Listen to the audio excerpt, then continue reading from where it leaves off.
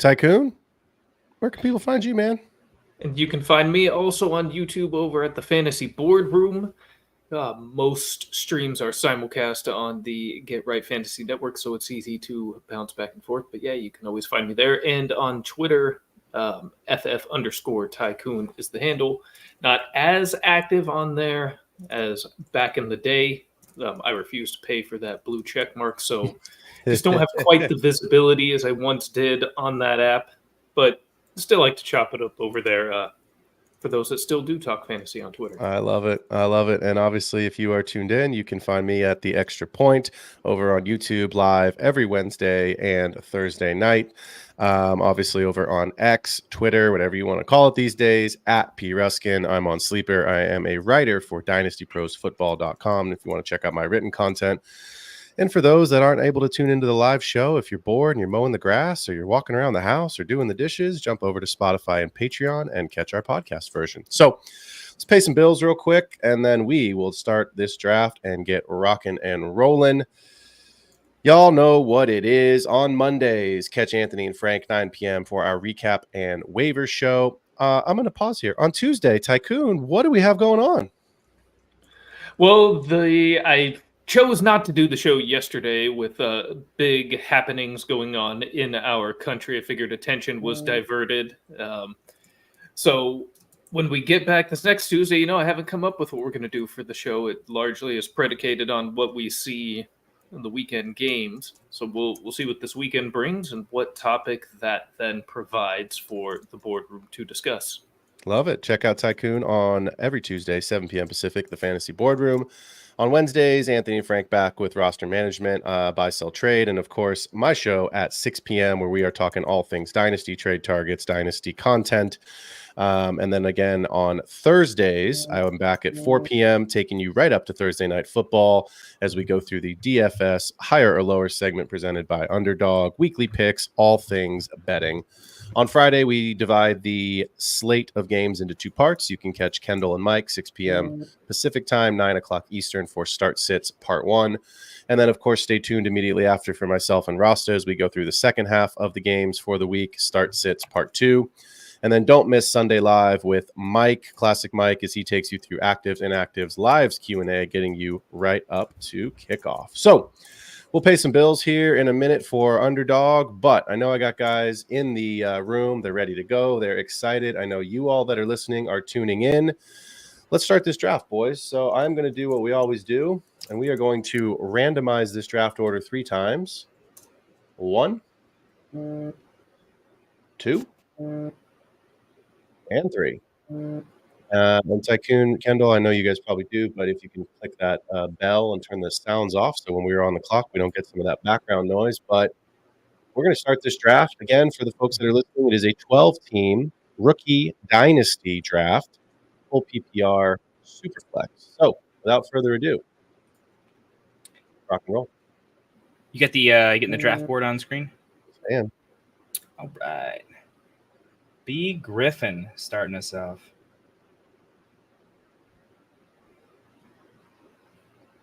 Curious to see what everyone thinks. Obviously, Caleb was the previous 101. I think we all called that would flip for sure. Yeah. I wonder how far he'll fall. Yep. So Jaden Daniels coming off the board at the 101, Malik Neighbors at the 102, which puts Kendall on the clock at the 103. Take your time. Please don't take all 4 hours. People don't want to listen to that much content, but I didn't want us to run out of time as we were talking about some players here. So wow, this is serendipitous, isn't it? Wow. Well, why don't you talk us through it's a mock draft. So talk us through your process here. Who's in your probably 2 or 3 in consideration in your pool here? Yes, I won't take a lot of time, but I'll just take you kind of into, if I was really drafting a team here, right? The question is really between am I taking Caleb? I don't think any of their quarterbacks are realistically in consideration for me, even though Bo Nix is looking as good as he is, even though Drake May, I kind of like some things that I'm seeing there. I'm just a massive believer in this point in Marv and I honestly Brock Bowers. If I'm going to throw out there, Brock Bowers is moving way up my boards. He's locked in Dynasty tight end 1. So I just wanted to get that thrown out there that I would seriously consider Bowers this highly given where he's at.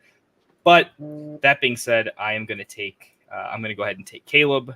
This is a weird year. I don't love our play calling. Don't love a lot of what we have going on, but I've seen the flashes on the field. I don't love this pick as much as I would have, but I'm still sticking with Caleb here. Yeah. Yep. A super flex league, obviously the two components that we don't know, of course, is like we don't have real rosters. So what is our team needs versus obviously are we drafting for best player available? I don't know. Do you guys have a particular take? Tycoon, I'll start with you. Are you taking more of the best player available, or are you drafting specifically for team need when you are on the clock in a dynasty rookie draft? In a real dynasty rookie draft, not a mock, where you kind of have to go BPA since you don't have a roster to be drafting needs for. Right. But in general, I'd say it is a little bit team dependent how desperate I might be at a position. I'd say 80-20 best player available, though. Okay. I really, in Dynasty and particularly rookie drafts, I mean, sometimes, well, with running backs in particular, landing spot matters just because earlier usage often. Yep. But I try to not ignore landing spot, but keep it as minimal as a factor as possible and just focus on the talent, my evaluation of them as a prospect, and go with that player. Yep. And Tycoon, as you are on the clock here, Kendall, I'll flip it to you. I know you're historically a very big trader. Are you drafting best player available in the hopes that even if it's not what your roster construction needs, you can get max value in a trade? Or are you still looking at best player available for your team? Or are you drafting for need? I'd say in general, I'm a best player available. I'm going to let the market do its thing. And also, I don't join a dynasty league to leave anytime soon. I like the grind. I like rebuilds nearly as much as I like actually going for it. So I just want to accrue the best possible assets. And honestly, it's fun from how good are you as a ranker, right? If I'm drafting best player available, right, it's me against the game. How sharp are my calls? Can I really find the absolute best player available? And then how good am I at flipping that later on, right? So it keeps the game how I want to play it. Right. And I like that quite a bit. The one thing I will say, the caveat is I find that in the trade market, this is league dependent, but across a slew of leagues that I'm in, quarterback in particular, even if it's not necessarily best player available, I'm going to lean quarterback because I feel like the quarterback trade market, particularly in Superflex, if you don't have one, it's going to cost you an arm and a leg for someone bare bones startable, right? There is no discount. There's a line in the sand where the worst quarterback, it's hard to get Will Levis for less than a second. He just doesn't drop lower because he's a quarterback. Right. And at the same time, if you hit, you kind of have an unlimited range there. So I lean quarterback above everything just positionally because the way I see the value in Superflex. And this is different from how I start players. When Bryce was going through his rough patch, I was regularly starting a wide receiver instead of the quarterback. But when it comes to the trade market, it's just there's such a value insulation where the floor is. Normally we talked about cap ceilings. Right. When you draft a quarterback in Superflex, there's a capped floor that keeps it from sinking too far if you're a savvy trader. So I'm going to lean a little bit heavy quarterback, otherwise BPA. Yep. I was going to, we're kind of going through this here. I've got a pretty long clock on. So I think for me, what we were going to do is kind of talk through some guys at the end, and we still will, but Jaden Daniels, Malik Neighbors, Caleb Williams, Marvin Harrison, Brock Bowers, Rome Odunze, and now Bo Nix going off the board. I'm going to pause after Odunze. We're 10 weeks into the season. That's basically the top 6 consensus picks that we had in April when we were actually doing these drafts for real. So other than Bowers, who is obviously tight end 1 right now, having a phenomenal season, Devontae Adams is out the door. Is there really anything that, I won't say surprises you guys, because again, this was pretty much what we saw in April, but how do you feel after these first 5 picks? No, there's really no surprises. The reorganization of the top 6 here is exactly what I expected, frankly. Yeah. If you asked me to make the prediction right before going in here, up through 6, it's exactly how I would have had it. So yeah. Really, Kendall, I know, Kendall, you mentioned you were super high on Bowers. I want to just flip this question to you real quick. We're doing a super flex league tonight. Let's say that we were doing a single quarterback league. How high are you comfortable taking Brock Bowers in a single quarterback format? We'll still stick with full PPR. So obviously that eliminates all the quarterbacks. We're just talking about positional players here, Yep. right? I'm seriously considering Bowers after Neighbors in the Marv, Rome, BTJ Bowers. I can find a world where Bowers goes above Marv. Okay. Again, it's a pass catcher versus a pass catcher, right? It is Dynasty, it is double flex, and this is not tight end premium, but it is a situation where I do value having it. He's the locked and loaded Dynasty tight end one right now. He's producing immediately. He's scored more fantasy points than Marv this season already with atrocious quarterback play. His next 3 years of points per game, I think there's a very real thing to Bowers actually outscoring these guys. I think Rome is going to pass him up. I think BTJ passes him up. I think Marv passes him up at some point. But in the meantime, Bowers is kind of it. So I still think I'm going to slot him a little bit behind just because it's not tight end premium. So in the trade market, his value is going to be affected a little bit.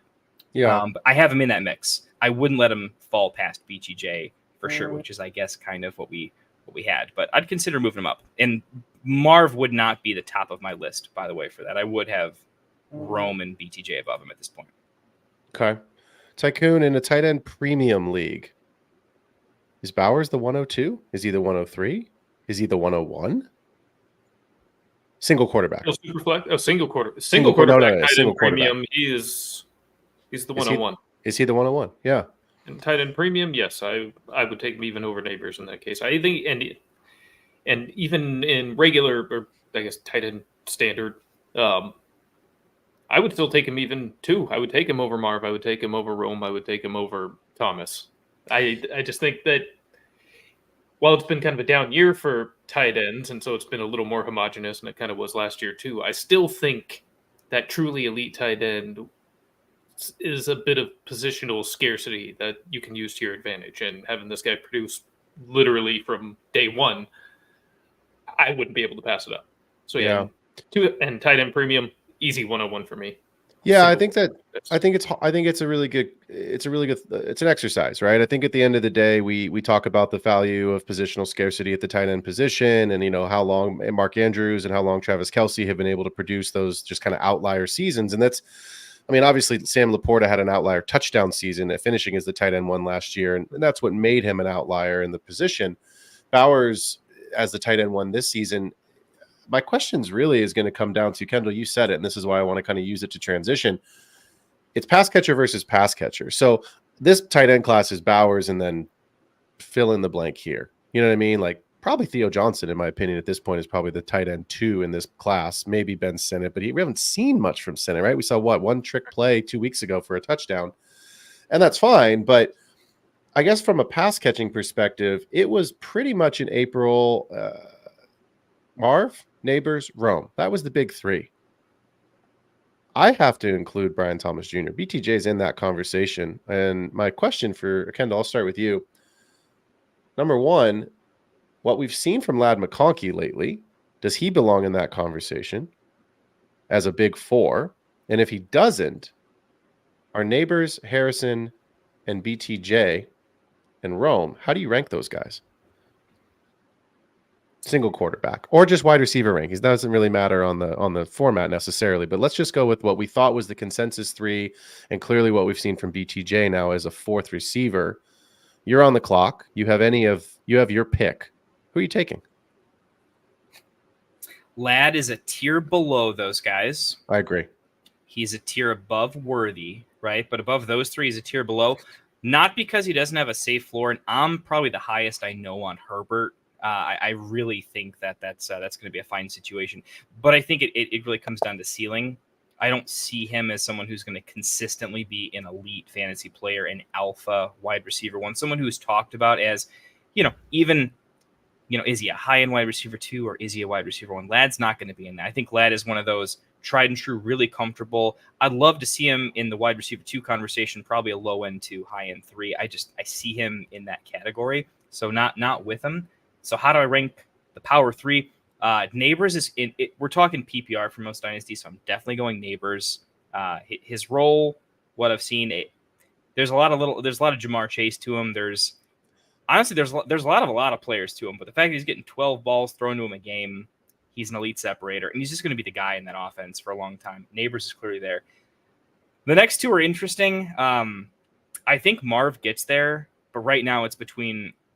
This is going to sound crazy, but I'm Rome and BTJ over Marv at this point, as crazy as that sounds, but it's truly how I believe they're going to be set up later on. BTJ, I think, is going to be an elite AJ Brown type of weapon. He's the only thing that's working in that offense. And I do think it's pretty much it's not matchup dependent. He's going to be good either way. The injuries scare me a little bit. Rome, you know me, big Bears fan, but I really do think just where that offense is going to be next year as soon as they lose Keenan. Like when I compare Rome and Marv in particular, right? They're actually pretty similar this year, and they're not getting as many targets. The offenses aren't as good as we hoped they'd be. They're a little more frustrating than they are. But when I see long term, right, I like Kyler, but I'm very disappointed by the fact that he's not making it happen with Marv, and I feel like he really should. That Marv's whole thing was he's supposed to walk into a neighbors-like situation, and without seeing it and seeing the ball go a million different places, that scares me a little bit. So I think Marv and Rome are pretty close. Probably for trade value, I have to take Marv because I can get more, for him, and I can trade for Rome for less. But if it's really down to long-term value, they're neck and neck for me. Yeah, I mean, you look at the season so far, right? I mean, obviously it's only 9 games, 10 games in, but Marv is wide receiver 23, 55 targets, 28 catches, 445 and 5. But he's the clear-cut wide receiver 1 on his team. He's the clear supposed to be target hog on his team. Rome is very clearly the wide receiver 2B on the team, if not the wide receiver 3. He's wide receiver 59 on the season. Only 11 less targets at 44. He's caught 25 balls, only 3 less catches, 391 and 1. So I'm with you. I think at the end of the day, you're going to see Keenan Allen probably be playing elsewhere next year if he's in the league. I don't know that he comes back to Chicago, and we expect Rome to make that year 2 leap. Neighbors, wide receiver 13 on the season, 85 targets, 55 catches, 557 and 3.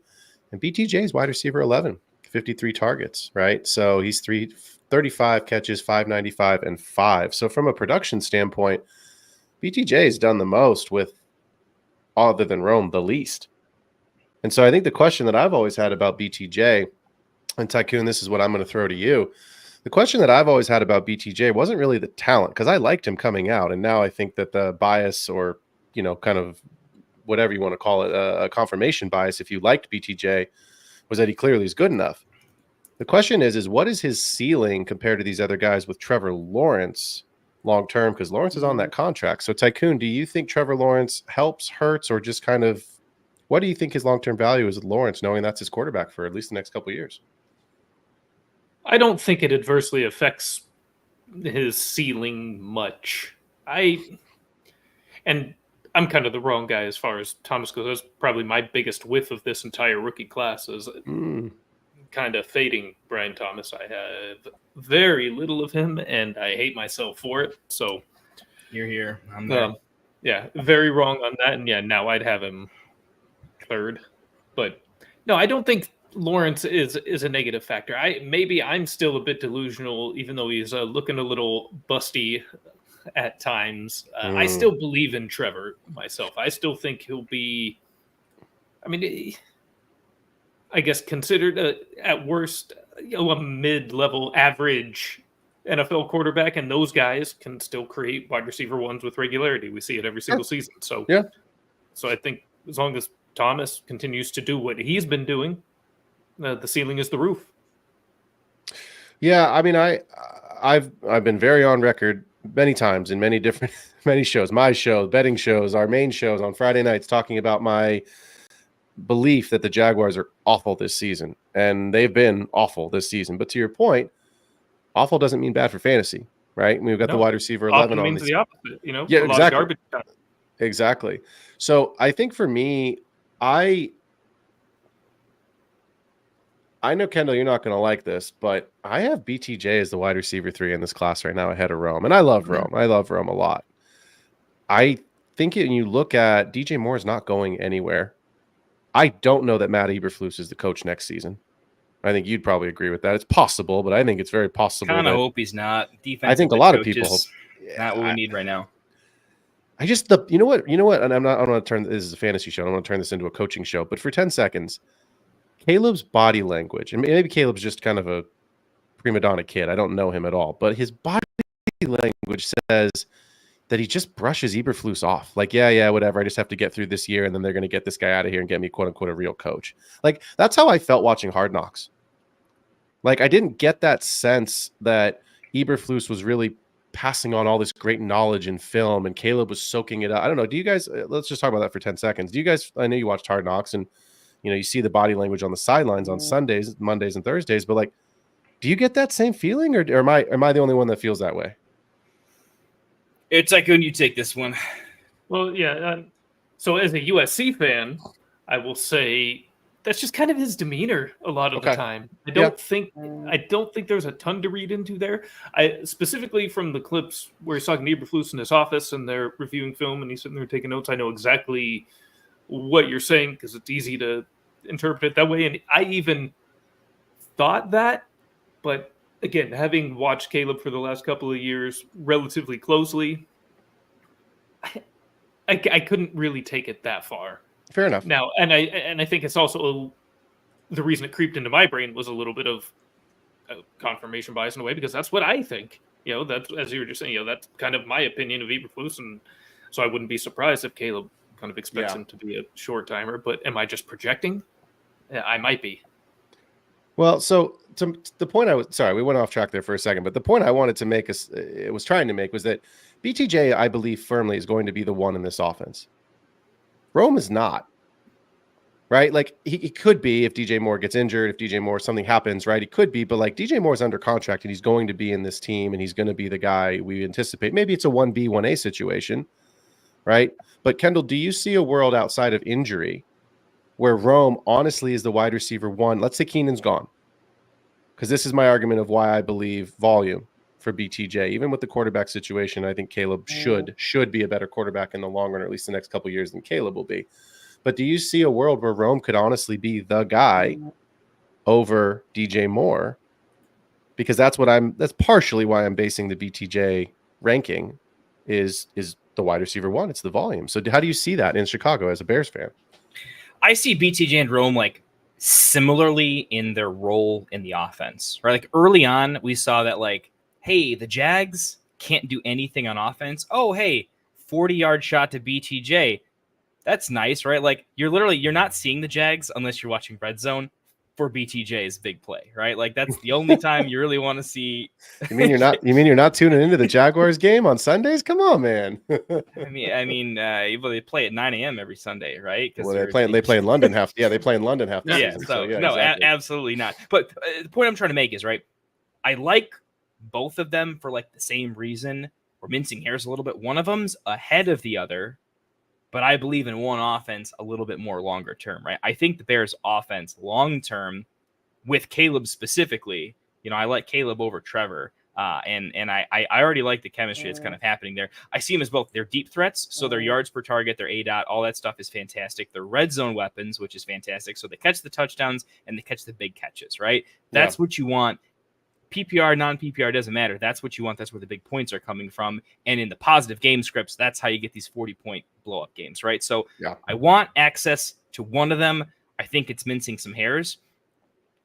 Here's where it's like BTJ is much better right now. He is the one in that offense. He will continue to be the one in that offense, and the team has bigger holes. So everything just kind of goes around him. With Rome, we're figuring it out. Head coach issue. Are we going to figure out the passing game? Or are we just going to like make Swift work? There's a lot of question marks. So generally, I would say from a dynasty perspective, there's a lot less red flags with BTJ. The offense is already pretty bad, and he's doing really well. So I would put him ahead of Rome.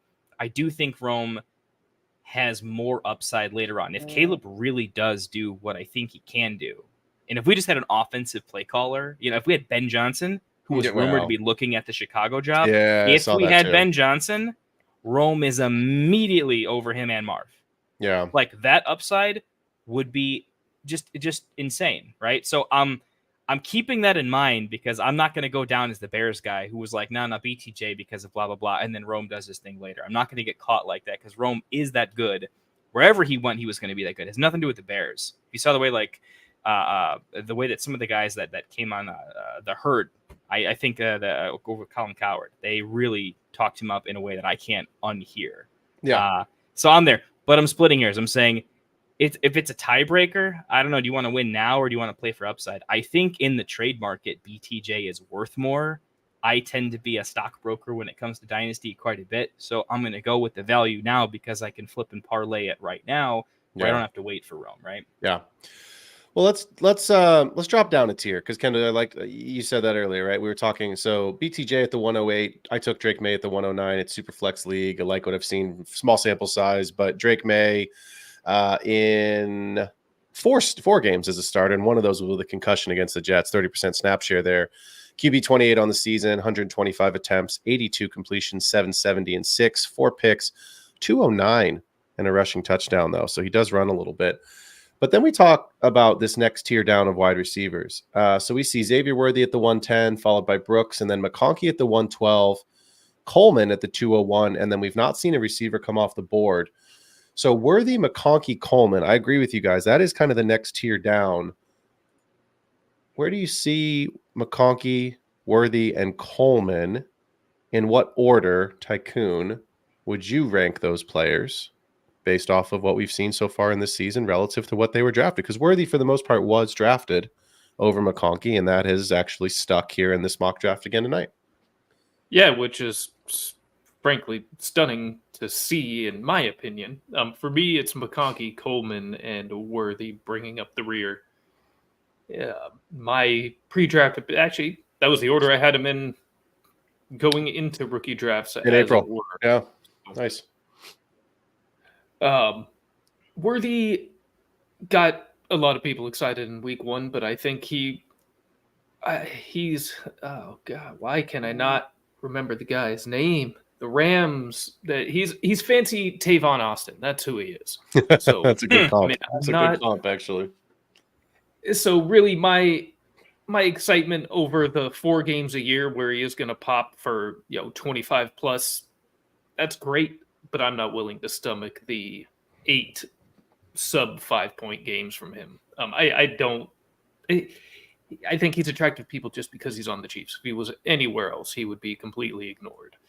So he's not. I don't even think he's in the same tier as McConkey and Coleman. I think he's another tier below. And I have McConkey over Coleman. That's maybe a little bit of just current situation bleeding into it because I think McConkey's right now the best receiver on the Chargers. But Quentin Johnston's kind of having some nice games. Maybe he's emerging into the first round pick he was, or at least living up to that billing. But I don't know that McConkey's good enough that the Chargers are not going to ultimately look to establish a true alpha outside wide receiver at some point. So that could change between him and Coleman. But for now, I would have McConkey, Coleman, and Worthy last. Kendall, I'm on the clock. Mm-hmm. I am, you know me, very clearly looking at a wide receiver here. So my question to you is there a wide receiver? Because Tycoon just said he believes Worthy's actually a tier below McConkey and Coleman. I agree with that. So is there a wide receiver here that you think, A, should be in that tier with McConkey and Coleman, or is there a tier below where the wide receiver should be considered with Worthy, and potentially I'm getting good value here, 8 picks after the last wide receiver has come off the board here at the 209? Yeah. I think your boy Slick Rick is getting really. Well, you knew who I was going to take, but yeah.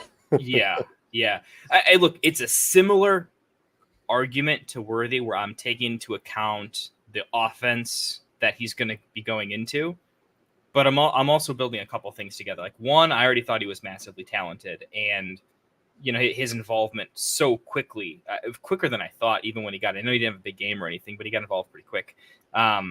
Combined with a good offense, combined with the fact that I think that Debo is gone in the offseason. Yeah. If you just look next year, he's the wide receiver too to a kind of disappointing Brandon Ayuk and an aging Kittle and an offense and an aging CMC. It's like everything falls away, and Pearsall year 2 is great. Sorry, Pearsall in year 2 is good. Pearsall in year 3 could be fantastic. Like, everyone's gone. CMC, Kittle, Ayuk will be 29 when he's in his year 3. Just keep that in mind. Yeah, I mean, I see just the arrows going all up for Ricky Pearsall. We haven't seen enough of him on the field, compared to, say, like Xavier Legette. Actually, we've seen a little bit of it on field, and we already know he's kind of walking into the one pretty quickly. But I think Slick Rick is more talented in a better situation and a better offense. It's just all the arrows are up. It's his opportunity to really screw up, and I don't see that happening. So, yeah, I think he belongs above Worthy into that tier, and I would knock Worthy. I would keep Worthy at the tail end of that tier. I wanna disrespect him because he's pissed me off, but he's still on the Chiefs, and so I'm going to give him just the Chiefs extra runway. Would it surprise anybody if he catches a touchdown the next 4 games because it's the Chiefs and their offense is starting to click? Maybe, like, in a way that, like, Coleman has made some actual awful mistakes. Worthy, it's just as much on Mahomes for missing him in many spots as it is on Worthy, in my opinion, in a couple of cases. So I'll give him a little bit of leeway. Tycoon, you had your hand raised like we was back in school here. I don't want to be shouting over. I don't want to be some goofy first take kind of show. The floor is yours. Back to Pearsall. The first take, I mean, even as far as year 2 goes, Ayuk's not going to be back till mid-season. He will not be ready to start the season with this knee injury. So if Debo is gone and Ayuk is out until week 6, 7, 8, so it's the Jawan Jennings and Ricky Pearsall show again. Yep. That could be really a chance for him to establish his role. So let me ask you guys this, because for those that are listening at home or for those that are, not able to see the board for whatever reason, Keon Coleman at the 201, McCarthy at the 202, Penix 203, and then a big running back run. Trey Benson, Bucky Irving, Braylon Allen, Tyrone Tracy, Ray Davis. So would you put Pearsall, because I'll be honest, and you guys know this, other than Tyrone Tracy, who has come not kind of out of nowhere, but because obviously we knew there was opportunity behind Singletary. He was kind of that last, darling in the 4th round, get him on your taxi squad kind of a guy. Hope you have a gold mine. Would you put Pearsall ahead of any of those running backs? And if so, who? Again, Benson, Bucky, Braylon Allen, Tracy, and Ray Davis before Ricky Pearsall at the 209, and then Blake Corum at the 210. Because I see a clear tier break here. So, Kendall, where do you have Pearsall relative to those running backs? Because we know this is not a great running as it stands today. Could improve next year. We know things change. Someone's going to emerge. It always happens. But as we see it today, this is not a good running back class, and it was not supposed to be. So it's kind of living up to what it wasn't supposed to be, unfortunately. But where do you have Pearsall against that running back group? I have him above. He's 1. I have Pearsall above that whole class. In my opinion, this class is benefiting from the fact that there's no one around him, and this incoming class is much better.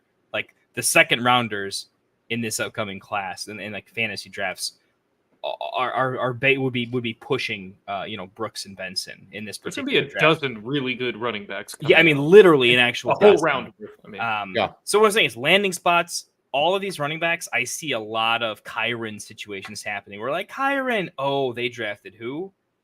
Every running back that gets drafted is kind of nasty, and it's going to be nasty for all these guys. So I'm taking Pearsall because the arrow only goes up, and it's just a better asset class in Dynasty, right? We want running backs because they're scarce, but at the same time, like, we should all kind of abandon them too, in a little bit of a way. So I would put Ricky Pearsall number 1.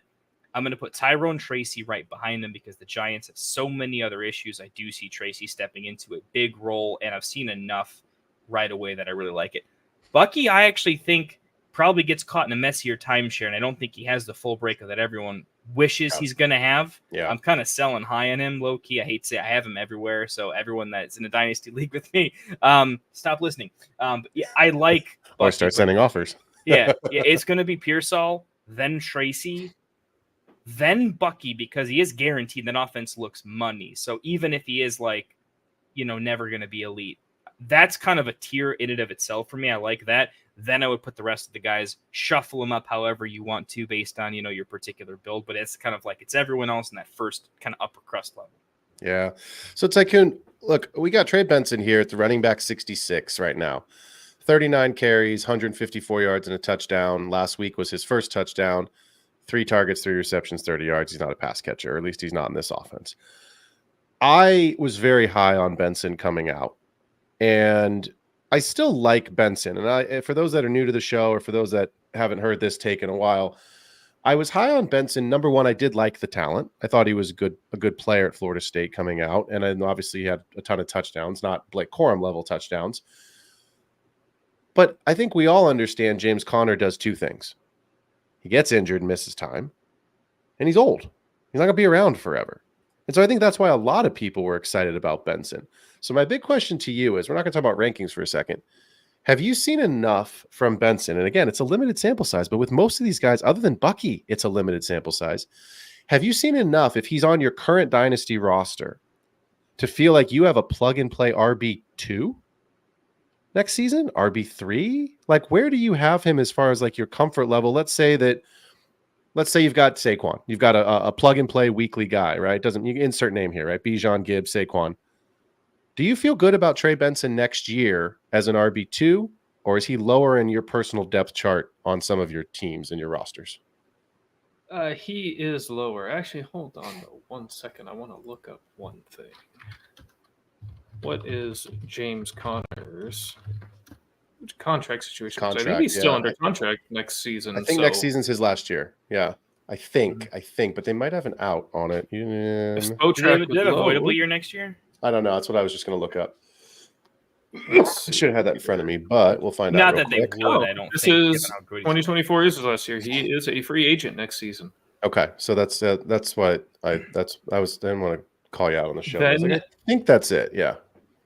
Probably yes. I would say if I had to guess right now with the current state of the Cardinals, they probably wouldn't want to bring back 30-year-old James Conner as their lead back. Right. If he was still under contract for another year, I would say no, because Connor's actually been with the he did miss I think a 4-game stretch last year, but otherwise the last couple of years has honestly held up quite well, and has kind of just been a machine. So as long as Connor's in the way, it really does limit Benson. Like you said, we haven't been able to see much of him because Connor's rolling. Yeah, he's RB14 right now. He's having a good season. But yeah, with the expectation that Conner will not be in the picture next year, yeah, I would view Benson as a low-end RB2 plug-and-play. Yeah. Kendall, with potential for more, but I would count on him as a low-end 2 floor. Yeah, I think that's about right. Kendall, in the Hall of Fame league, Conner just went for a first-round pick. Yeah, I've seen that. That was oh my goodness. That was pretty crazy, man. Wow. All right. Well, there you go. Yeah, I mean, I'm still into Benson, right? Like, I mean, obviously the run and the touchdown last week, like, great. But like I said, guys, like, this running back class just hasn't been impressive. And we know things change, right? We know somebody's going to emerge. I would have thought, other than Tyrone Tracy, who has emerged, I would have thought at least one more guy would have come out of this group. I guess Bucky did, but like, I think we figured Bucky would be something. So I'll give Ray Davis a half a point for that. Yeah, he had a monster catch last weekend. He's knocking on the door of, like, if he didn't have Cooks ahead of him, like, he would have passed up Irving. Like, if he had Irving's competition, basically put him in that spot, he's doing better with what he's got. Like, Irving's doing well, but I'd say Ray Davis is arguably doing more with less opportunities. So let me ask you guys this, because I think coming out of rookie draft season, correct me if I'm wrong in your leagues, but in almost all the leagues that I was in, Blake Corum was mostly the consensus RB3 in this class. Is that kind of what you guys saw in your leagues? Mostly? For the most part, yeah. I'd say the majority, yeah. Okay. So then let me ask you this. Kyron's on a rookie contract. He's clearly the guy. McVay loves him. Cooper Kupp may or may not be there next year. Puka's obviously going to be there. Kendall, what is Blake Corum's value right now? Is he a hold? I don't think you can sell him for very much. Are you trying to buy him on the cheap? Like, where do you see Blake Corum in this offense in a dynasty format? Because there's a lot of people that drafted him with their second-round pick, and you're not playing him. So where do you see him? Is he same things happened to Corum just earlier than happened to Charbonnet. right? Like we all like Charbonnet. All right, interesting comp. Here we go. Problem is the guy in front of him. It doesn't matter how good you are, okay? If the guy in front of you is just that good, relatively speaking, you're that much worse, even if you're good. Okay. Doesn't matter. All right, Charbonnet, fantastic. Charbonnet, and I agree. I don't think it would have panned out this way, but Charbonnet, talent profile-wise, would have been the RB1 in this class. He is a better running back Agreed. in college than Jonathan Brooks was, arguably. Touchdowns, aside. But Kenneth Walker is just that dude. Kenneth Walker is closer to Breece Hall. In that draft class, he really was close to Breece Hall. He just wasn't Breece Hall, but he's clearly fantastic. So I think you're seeing that with Kyron. Kyron's fantastic. He's doing fine with all the work. He's healthy. Remember when CMC was made of glass, then he wasn't? Right. Remember when Kyron was made of glass, and then he wasn't? Yep. You're seeing that. And what's happening to Corum? Hey, man, when Kyron's not made of glass, man, learn. Grab your notebook and learn. But you're not seeing the field because there's absolutely no reason for you to do so.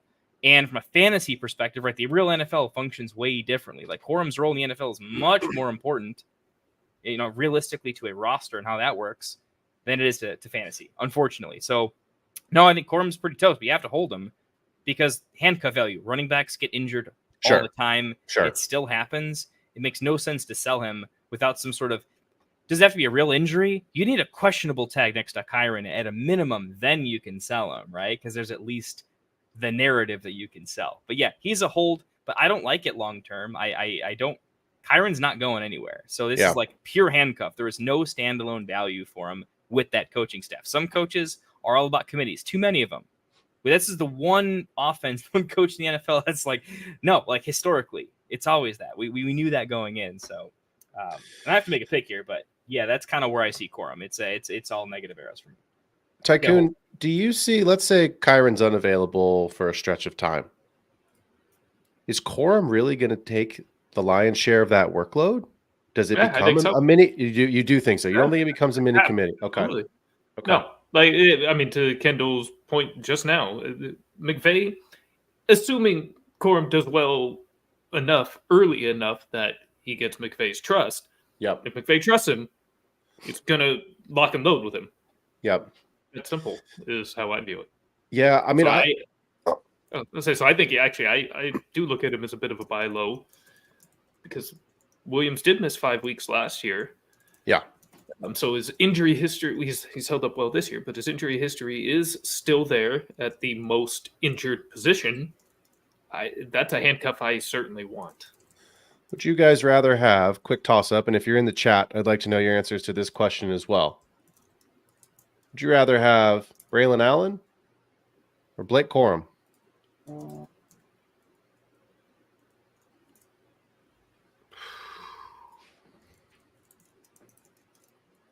Corum Not for easy. me. Not by much. I'm not even sure I'm 100% convinced of that. But if I need to give an answer right now, I think I would say Corum. Yeah, guys in the chat, throw your answer in there. I see one here coming up. Looks like we've got an answer for Braylon Allen. And I know Allen's actually gotten some run, unlike Corum, but I still view Breece Hall being in front of a player as a much more of a disadvantage than Kyron Williams being in front of somebody. Well, that's what I was kind of getting at, right? Like, and you've seen, actually, to be fair, Braylon Allen's involvement in his usage has gone down since the firing of Robert Saleh. They've used Breece more. He was much more involved earlier in the season. And since they've had the changeover at offensive coordinator or offensive play caller off of Hackett, that has changed, right? So it's hard for me with Corum. I'm struggling with Corum. I don't have any shares of him. I have 0 shares of him. Simply being, I didn't believe in this running back class. And if I have to take a shot in the middle of the second round, unless there's a running back I really believe in, I'm almost always going to take the shot on the wide receiver. So that's why I don't have any shares of Corum. He was also one of those guys that I was okay being wrong on.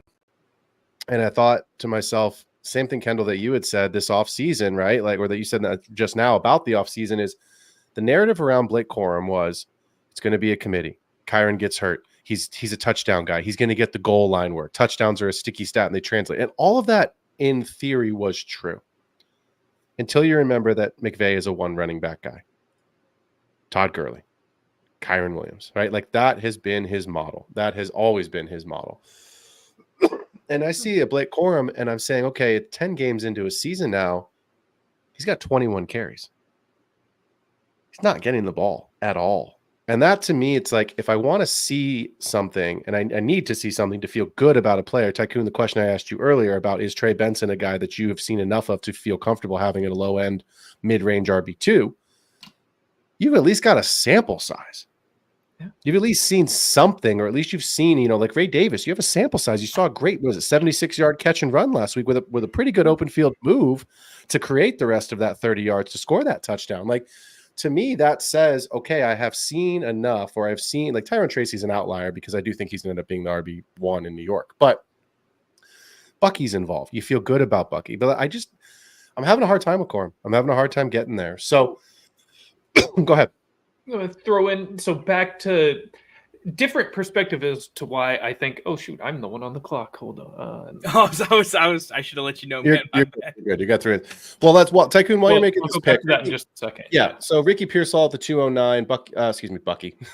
Blake Corum at the 210. Xavier Legette 211, and Audric Estimate to round out the second round at the 212. At the 301, it's Jalen Wright, followed by Jatavian Sanders, and then two quick wide receivers here, Jalen McMillan and Jalen Polk. So Jalen back to back here with Tycoon on the clock at the 305. Look, the consensus won a first round in April. Pretty much is how it looked here in our round tonight. The consensus second round, Keon Coleman, A.D. Mitchell, some combination of Corum and Benson, Bo Nix, Ricky Pearsall, Legette, maybe Jalen Polk. Ben Sinnott is one of those real fallers. I think he was kind of that hot darling, take your shot on a tight end, positional scarcity opportunity with old Zach Ertz there and a Cliff Kingsbury offense. Sinnott here just going right now at the 306, so dropping basically a full round. Penix, for obvious reasons, was drafted, you know, kind of in the second round as a super flex, but then Jalen Wright and Marshawn Lloyd. So you're seeing some guys here, Lloyd and Ben Sinnott, that were second rounders falling to the third, Jalen Polk falling to the third. Tyron Tracy obviously is the biggest riser of the group, but it's and Ray Davis in this particular mock. Obviously, he was a third round guy as well. But I think it's interesting that except for a handful of players, most of the guys have pretty much stuck relatively close to ADP of what it was in April. So any thoughts, guys, on – I want to switch to actually, I don't even want to talk about these tight ends. I just don't. I can't bring myself to talk about him. Let's talk about Xavier Legette for a minute, since we're kind of getting to that end of that second round. Blake Corum, we just spent a little bit of time on. Everybody in Carolina has now been traded away. Not that there was much there to begin with. Adam Thielen's on IR. Deontay Johnson is now in Baltimore. Jonathan Mingo is in LA with the Rams. No, where did he just go? Cowboys. Sorry, I don't know why my brain went to the Rams. Yes, thank you. He went to the Cowboys. Thanks, Jerry. Appreciate that. Is Xavier Legette, obviously he's the de facto wide receiver one. What ceiling does he have from a fantasy perspective with Bryce Young in this version of the Panthers? Kendall, we'll start with you. Well, he gets all the targets. He should. And he is someone whose body type, physicality, he should be able to win 50-50s. He should benefit from a quarterback doesn't need to be ridiculously accurate and throw him open. I'm sure he'd like that, but he doesn't necessarily need it. Bryce has gotten better. I still think it's a team that's going to run the ball as often as possible, but their defense isn't good enough, right? So they're going to have to throw the ball. You see it in redraft every year where there's plenty of fantasy options in the waiver wire. They're going to get you 10+ points every single week because there's no one left and they're a great spot start for a lot of reasons. That's kind of where Legette is tail end of his rookie year, where he's just the guy. He's going to get the ball a bunch in a team that should be in negative game scripts. So that's going to force him on the field, force him into a productive standpoint. And he's a red zone target. I kind of like it. It's like he's in a good spot where he should get a lot of volume, but it's really, really bad volume because it's a bad offense. So how do you view, what should be like a less skilled, an alpha in terms of snap share and targets, but not an alpha in terms of talent on a bad offense? How do you feel about that type of player is really what the question is, right? Because it's less about Xavier and more about his situation. And is opportunity just the best? We know at running back, opportunity is kind of almost everything. You'd rather have more opportunity than talent sometimes. With this in Carolina, I think it's reasonable, right? Like, I think his upside is better than all the other guys who haven't really shown it, and you're not sure when they're going to get on the field, and you're not sure about their offense, right? Like, Troy Franklin's a guy that's still on the board, and he's kind of iffy on talent, iffy on situation, iffy on if he'll play, right? Like, you're going to take Xavier over that class of player, right? Polk is, he was getting all the snaps. Now it's getting peeled back. Like, his wave's already kind of almost sliding down a little bit. Xavier's going to get way more volume than that. So I like him. I don't really know who to compare him against other than he's kind of in this tier of his own where there's these guys that are good with opportunity and upside. Then there's Xavier because he's at the bottom of that tier, but you like him. And then there's everywhere else, right? So, like, for me, I took Jalen McMillan at the 3-3 here. I kind of have to compare him to Leggett. And I'm like, no, I would absolutely categorically have Leggett higher because he's on the field right now as a rookie, and he's the one, and he's just going to be that for a minute. You know, he's going to have a chance to do something. I don't know how talented he is. I mean, do you guys really think you know how talented he is? I'm not really sure until I really see all the opportunity. But I think he's going to be decent with it. I don't see him as anything more than a low-end wide receiver 2, maybe a high-end wide receiver 3 in the NFL. But that's fantastic at his draft cost in a rookie draft, right? Like, I'm thrilled with that where I'm getting him. So I like him. Tycoon, let me switch gears for just a second. Let's put this to and this is a challenging thought, but take your time on this one. Let's say it's a startup draft. Where would you have Leggett, roughly? What round are you comfortable taking him in a rookie startup, not an auction, in a rookie startup draft snake format?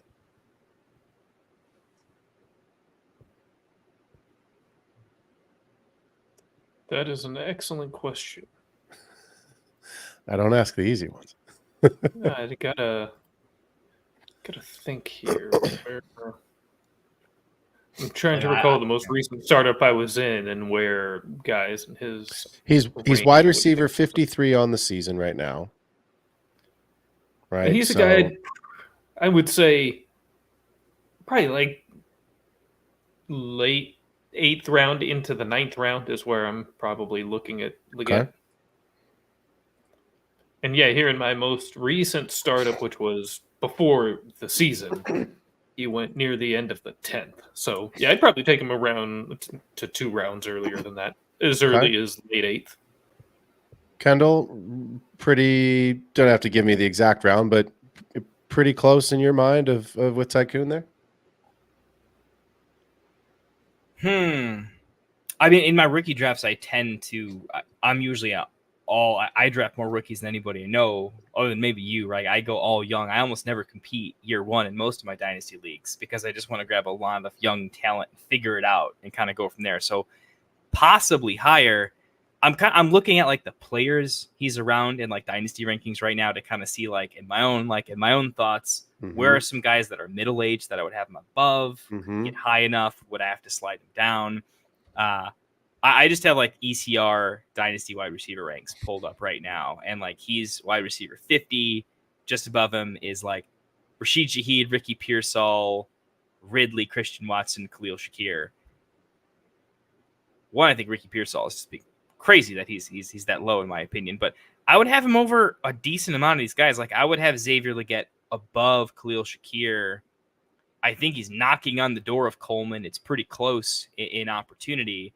But I can't get him above like the next group of guys above that. I'll take him above the veterans that are being ranked too high, but none of the rookies. Like I would have him above Deontay Johnson, right? I would have him above. Yeah, no, that's really as high as he can get. It's weird that he's kind of like the highest of that tier. He just can't go any higher because he can't go above Ricky Pearsall. But the guys below him, I like him a lot more than like Wan'Dale Robinson, Romeo Doubs, Adonai Mitchell, Jerry Jeudy, Dontavian Wicks. Those guys are all below him.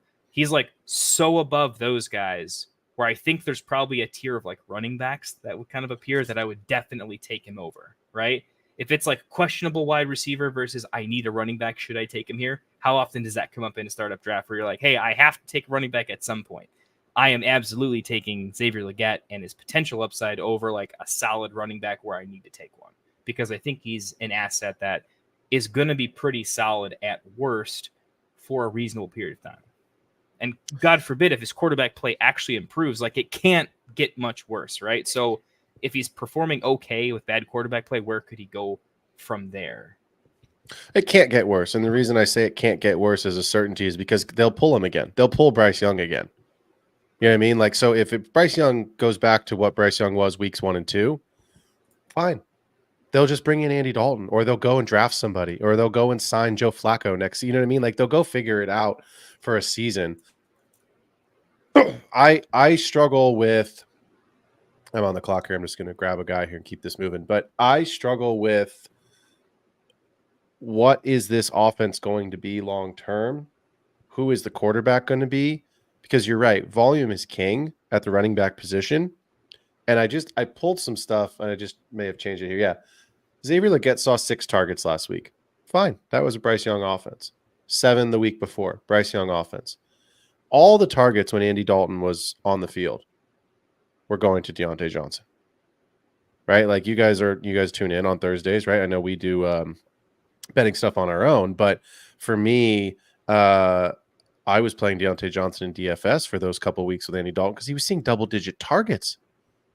I don't care what those targets look like in cash. I just need you to get me double-digit targets and turn that into something. And I was cashing. I had other good players in there, right? Gibbs and some of these other guys. But, like, that's great value for $5,600 in my DFS lineup. So it's not a DFS show. But my point being is that now that everybody's gone, Bryce Young was named the starter this week, which tells me that Andy Dalton is either A, not fully recovered from the car crash, or B, they're just going to go back to the rookie and say, all right, kid, this is your probably last shot. So I think this week against the Giants, then the bye week, I think this week's really important because then look who he has coming up. And I don't know if you're going to get a fair shake against Kansas City, Tampa, and Philly for 3 straight weeks coming out of the bye. And then it's Dallas, Arizona, which not so great. But Kansas City and Tampa, if Xavier Legette can get it done against those 2 defenses, then I think we have a pretty serious conversation of, is he the wide receiver 1 in Carolina there. So let's move on here. So Jalen Wright starts the 3rd round. Jatavian Sanders at the 302. Nice. And then Jalen McMillan and Jalen Polk back-to-back with Marshawn Lloyd, Ben Sennett, and then Isaac Garenda, who I didn't think would get back to me, but was hoping he would. It would have been a smash pick for me at the 309, but Garendo at the 307. And then Theo Johnson, actually, who I would have considered at the 309, going right there at the 308. So I took Roman Wilson here, and I don't want to spend a ton of time on it because we don't have a lot to talk about. But here's why I took Roman Wilson, and I want to get your guys' thoughts. He hasn't played, which is a stupid sentence because he hasn't played. He's been on IR. But it's George Pickens and who? Right? That's always the question in Pittsburgh. There still is. Pittsburgh just traded for somebody this week, and my brain's going blank. Somebody tell me who it was. All the guys they keep trying to trade for and then never were able to. I thought they brought someone in. Didn't they just bring another receiver in? Or am I making that up? First, they were supposed to bring in Kirk, and then they couldn't get Kirk. That's who it was. He got injured, and then they were looking at Darius Slayton, and they decided not to. They've looked at a billion people and haven't brought anybody in. Mike Williams. They brought in Mike Williams. Right, exactly. So again, you didn't bring in somebody because Mike Williams either won't be there next year or he'll be hurt, which he always is. And Mike Williams to me is not a threat. So my question, Tycoon, I'll start with you. We see Spencer Rattler at the 310. We see A.D. Mitchell at the 311. And we have on the board here Troy Franklin, Jermaine Burton, Malachi Corley, McCaffrey, Javon Baker, that kind of a tier. Would you take a shot on Roman Wilson, or would you have pivoted else? Don't worry about roster construction right now or what your team needs. What do you think about that Roman Wilson pick at the 309, given who was off the board, who clearly was better picks, and then, of course, who was on the board, knowing that we just haven't seen him play yet? I think the fact that even after the draft, all throughout the offseason, the Steelers were still aggressively trying to land another strong wide receiver is kind of telling. That they probably don't view Roman as the solution as the second wide receiver long term. So I'm I mean, as with everybody at this point in the draft, you're looking at several tiers below reliable starting players. Yeah, you're taking shots here. But with the Steelers' inability really to make that trade and going into next year, he really does seem to have the inside track for that second wide receiver position. I don't hate it. I've seen nothing from Mitchell that excites me. I have virtually no interest in Franklin. Jermaine Burton doesn't look like he's especially interested in NFL football right now. So, I mean, having been benched and then found at the casino later, maybe it's homerism. I mean, Jacob Cowing is maybe the other guy I'm willing to take a shot on, just being in the 49ers interesting. offense. But other than that, no, I think Wilson amongst that receiver group would have been the guy I would have taken the shot on also. Yeah, I mean, Kendall, I'm gonna throw it to you in just a second here. I agree with you. I think that them bringing in another receiver is telling. The caveat to that, the part that I would just say I maybe just disagree with, is Roman Wilson got hurt in preseason, and he never recovered from that injury. So, and again, it's the what if game, right? The whole those trade efforts, at least reportedly, were going on well before preseason. True. And I agree with you. And again, I would have traded for a guy knowing that I've got a rookie that I don't know what I have in anyway, right? Unless you're drafting, one of these first round guys, which they're clearly not. You're not getting a Neighbors or an MHJ. You're getting, a reliable slot receiver from Michigan with limited production in a Harbaugh McCarthy offense. I still just, Kendall, my question to you and Manny here in the chat, Manny U. Brown, I worry about the quarterback that Wilson has to catch balls from. Do you worry about Roman Wilson's ability to be the wide receiver 2 in this offense because of the quarterback? Do you worry about his wide receiver 2 ability in this offense because maybe he's just not that guy? Or do you feel like in the third round here, I'm going to take a shot on upside because I can see a path to him being the 2 versus some of these other names, Franklin, Mitchell, Cowing, who we just mentioned? What are your thoughts there? I'm not super worried about the quarterback when it comes to slot receiver. Realistically, I'm looking at overall volume. I think he could, pun intended, slot in as just a little bit of a reliable target. Oh, yeah, there you go.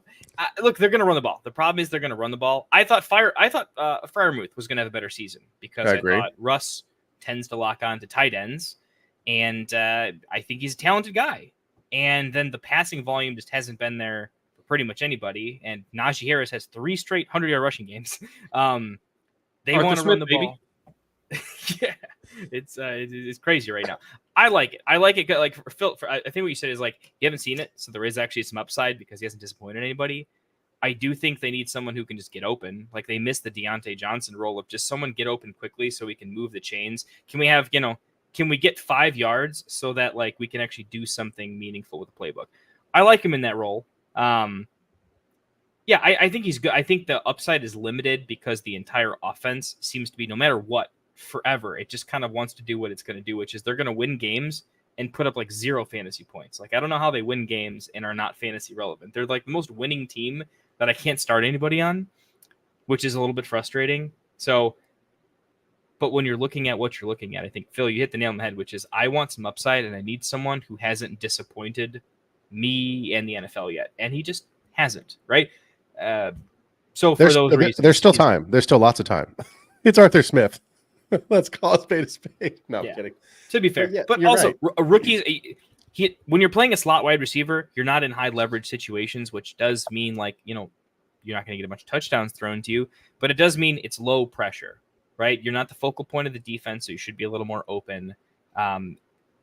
You don't mind throwing a rookie, slot guy a bunch of balls, like having a Greg Dortch a bunch, right? It's like sometimes you just pepper your slot guy, and you could bench him the next week, but sometimes slot guys just get peppered, and I think this is an offense that just wants to move the chains, and I think he might be okay. I see him as like a 5 for 55 guy, but could he be more than that? And that's not a bad baseline. There's a lot of rookies that wish that was a baseline.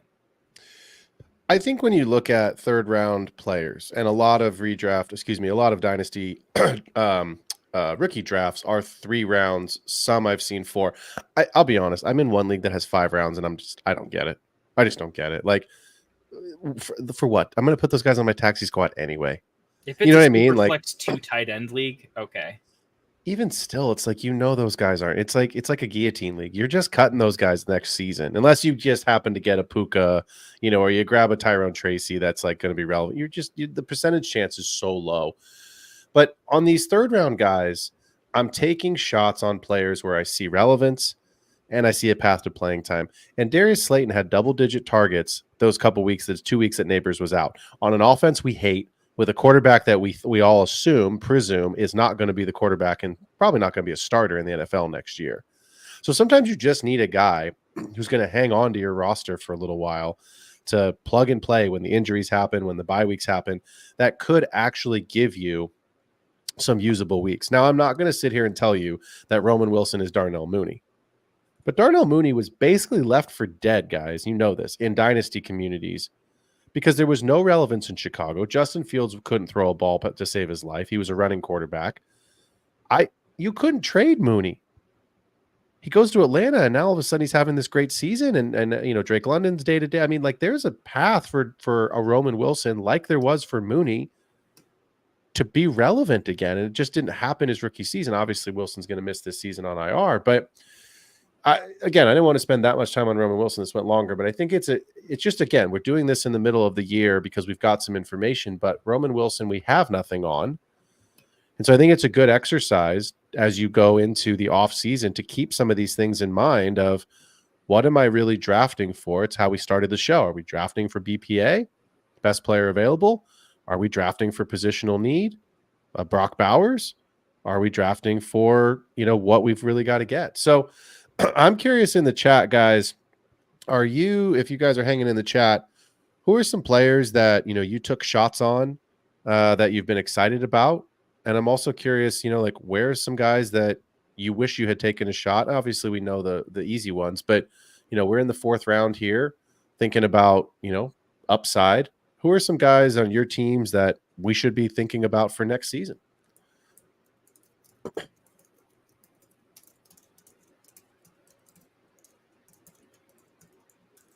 See if we can get this 30 mic can speed it up just a little bit. Shoot him a chat and see if he's still there. I think you just put a shot clock on too. Phil, you can just flip it to like a 2-minute clock real quick. Yeah, I think or 1 minute if you need to. We'll be all set there. We kind of talk through. We're gonna run over guys that we wanted to talk about here. I don't think we need to spend too much time on these 4th round guys. I think I had the clock on, for those that are listening at home, I had the clock on 4 hours so that no one got force picked into something, or if Kendall and myself or Tycoon got caught on a take and all of a sudden we got auto picked there. That only happened once. I'm waiting for Dirty Mike to auto pick, and then I'm up. Wanted to just grab a couple folks in chat. Not sure if they're still here. Cap for Life had a trade question, not the trade show though, and I don't want to jump into Phil's show. Please drop that as a comment on this video or one of our other videos. We don't really dive into trade questions on this show. Otherwise, that's like it's a whole 2 other shows that we do. So I definitely want to answer that, but we want to answer it with the usual fervor that we might otherwise. So please drop that as a comment. We'll try to get it to you in any of our videos or in the Sleeper channel. And we have a whole group text. We'll get you some good in-depth insight on that. Cap for Life, appreciate you. Interesting one here. Tracy looking great. Worried about older prospect on a team that could lose everything. Is that a big factor for you with Tyrone Tracy? Is it a flash in the pan this year, but everything quarterback coaching change, the whole thing could blow up and get caught in the middle of it? Is that a consideration for either of you guys? Tycoon, go ahead. You can take that one first. Go ahead. It is a little bit actually, and that's why I drafted Irving ahead of Tracy there in the 2nd round. More so the age of the prospect at the position than the coaching staff, although I do think that is still a bit of a consideration, just because, especially as an older prospect, if they do decide to clean house with coach, GM, everything, I mean, they'll have absolutely no loyalty to him whatsoever. I mean, they'll be looking to really, I think, completely rebuild this thing. So it is a little bit of a hesitation for me, yes. I think with any older prospect, it's a hesitation. The caveat is quite simply, he's on a rookie contract. I play Dynasty in a 2 to 3 year window. I think he could still be relevant enough for 2 more seasons, even if they clean house. And I expect that they will. I think that they will let the GM Shane and Dable go because can we just be honest for 10 seconds? Saquon Barkley got them to the playoffs and won that playoff game. They turn around and dump $1 billion on Daniel Jones, who quite honestly wasn't that great. And they don't pay the guy who actually got them there. So I'm not going to sit here and talk about how good Saquon Barkley is. If that's what you're looking for in this show, maybe fantasy football is not for you. But the guy just backwards hurdled somebody. Get out of here. Insane. What I will say, though, is I do think I've seen enough from Tyrone Tracy to at least feel confident that even with a change in coaching staff, he makes this roster. And if not, he goes somewhere else because someone's trading for him. They obviously feel he's good enough to be in the rotation. So I think you can get some usable weeks out of him, even if he doesn't end up becoming the guy in New York. With that said, I am on the clock with 26 seconds here. You know what, Luke McCaffrey? Let's give it a shot, man. Yeah, why not? Yeah, why not? DNA. Jahan Dotson's out the door. I haven't really seen anything that makes me feel like they've got a solid wide receiver 2 there after Terry. So, it hasn't been great this first year, but whatever. It's the 4th round. Let's take a shot.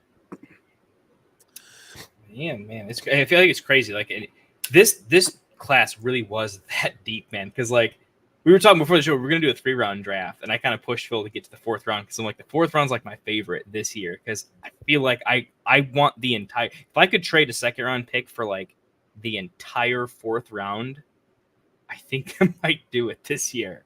I actually like a lot of these guys that much. It's kind of I've never seen this before. Let me ask you this, Kendall, because I know Tycoon. I know you've got to get ready to jump for another thing here, and we're obviously on the last pick here, so we're going to wrap the show in the next 5 minutes. Troy Franklin at the 401, Kamani Vidal, Jordan Whittington, Jalen, I think, Coker, lots of Jalen's, Jacob Cowing, Javon Baker, Jermaine Burton, Malachi Corley, Luke McCaffrey, Bub Means, Cade Stover, and we'll finish the draft here in just a second. You like these 4th-round guys, Kendall. Give me the player that you like the most and what you think his involvement / outcome could be here over the next 2 seasons. Jordan Travis at the 412. Love that pick, by the way, Jordan. That was such a money pick. Oh my god, I love that pick so much. I was gonna throw an honorable mention. By the way, I'm waiver wiring Jordan Travis, and I feel fantastic about it. My favorite in the 4th round. I'm gonna give a 1st, 2nd, and 3rd place because they're pretty close. I'm gonna go 1st place for max upside going into next year is probably Troy Franklin. There's still some loyalty with the quarterback. I don't love him, but I feel like where he's priced and can go, the sky is the limit next year. That is one of those. Me and Phil often talk about ambiguous running backfields or ambiguous wide receiver groups. It's usually the running backs that we talk about. We like investing into ambiguity because there's always upside in the uncertain ambiguity, right? Things always happen. And I can see some things happening with Troy Franklin because there's a lot of volatility and they need someone to do something. The dude just needs to put some weight on and make something happen because these tiny little skin and bones guys are just not making it work. But I do see some upside there. I'm actually going to give him very briefly before you go to your next one. Yes, because I do have to run. I wanted to say thank you. Yeah, guys. I was gonna pause real quick and very much appreciate it. No, this is an awesome show. Can't wait till we have our next one and we have another program we still all need to be talking about getting together. Yeah, we got that. Do that. Yeah. And dude, I've got the template viewers, for it, man. Thank you. Yeah, well, let's talk real soon. Awesome. Thanks, Tycoon. Love you, brother. We'll see you. All right. Later, brothers. See ya. Tycoon obviously being here. We love that. I know he's got to jump for something personal tonight. I'll tease it for the people. Kendall, Tycoon, and myself have been working on an adaptation of my Thursday betting show. So stay tuned. Kendall, the suspense builds as we go. It'll be a good one. I know that I'm excited for what we've been talking about. All right. So Troy Franklin in that 1st spot, your 2nd and 3rd place, that silver medal in this 4th round going to drum roll. I'm actually changing I'm giving Franklin the 2nd spot. Actually, I can't because I'm I'm too in on this player. Well, let's go with your bronze medal and save the gold medal for last. So Franklin in the middle there. Bronze medal is going to go to Bub Means. For Nones. Really like that. One, it's nice because you can pop him on your IR spot. So from roster construction, it's fantastic. But don't know what this team looks like next year. Him, Mason Tipton, Shaheed, Olave. I don't know what happens. It's all over the place.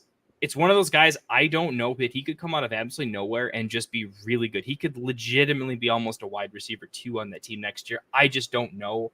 I like the upside.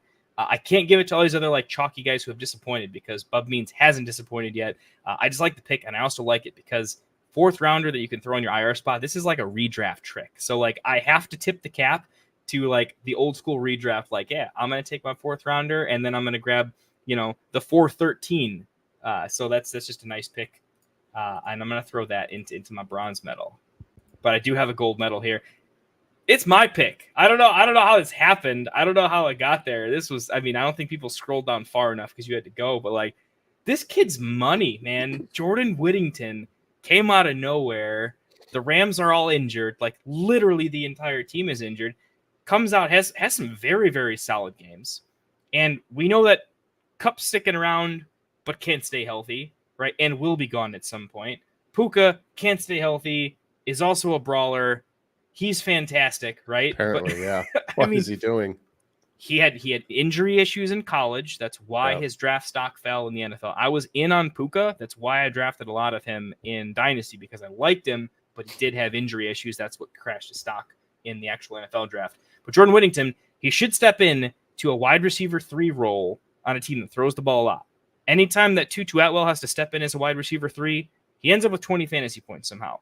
And this guy is better, different type of wide receiver, but stepping into an offense that I like, that I think people generally like. I don't know what's going to happen year 2, 3, 4. I don't see the long, but the longer it goes, the more that I think it's going to be him and Puka. This is a team and organization and identity. If the coaching stays the same for at least a little bit, that like to work with the guys they work with, right?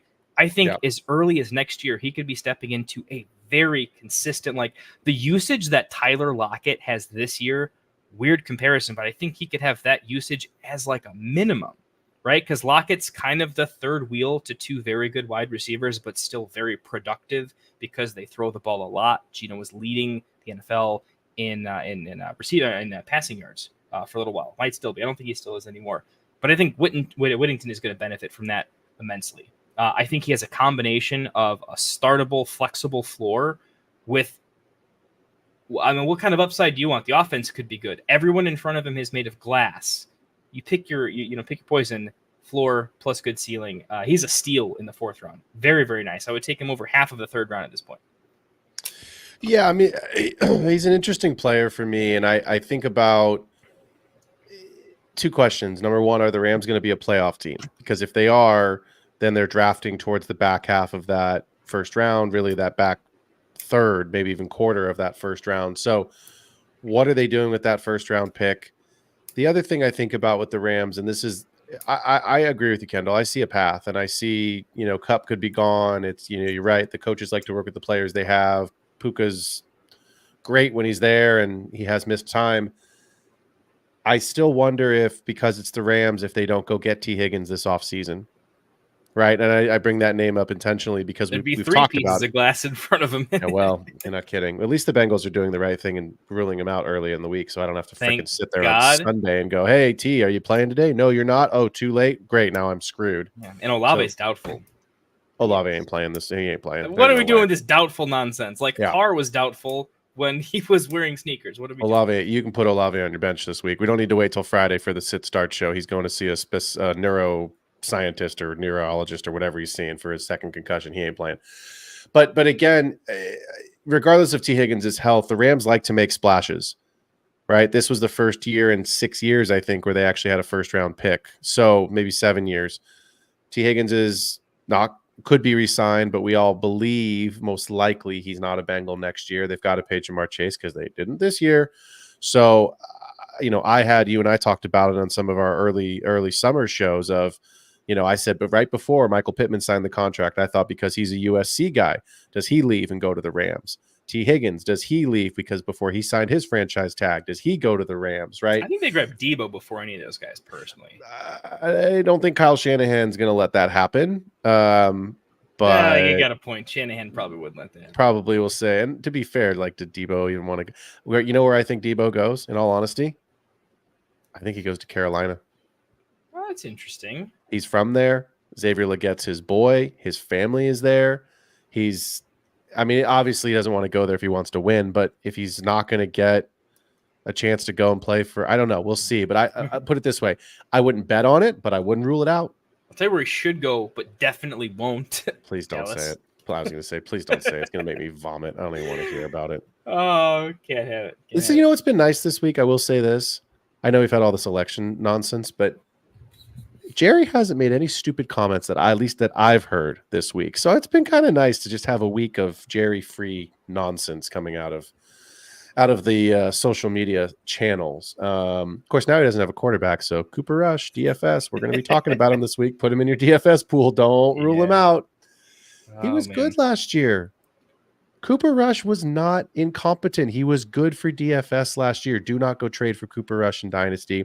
Don't start him in your single quarterback leagues. But my point is like in a DFS league where you need 12 points, you probably get you that.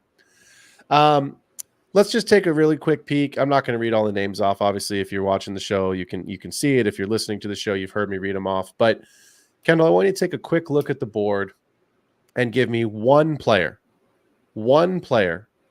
that you think is mispriced that somebody got a great value on in this draft tonight. In any round, of course, in any round.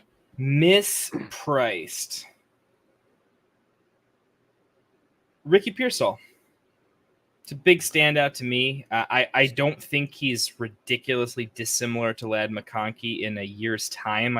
We play Dynasty in a larger window. It feels like Pearsall was a little bit mispriced. That's the one that's sticking out to me initially. Well, it makes me feel good because that was my pick. So I appreciate that. You always like to feel like, hey, you did a good job. You made a good pick. I'm not going to pick my own guy. To me, one of the players that I think is mispriced here is Isaac Guerendo.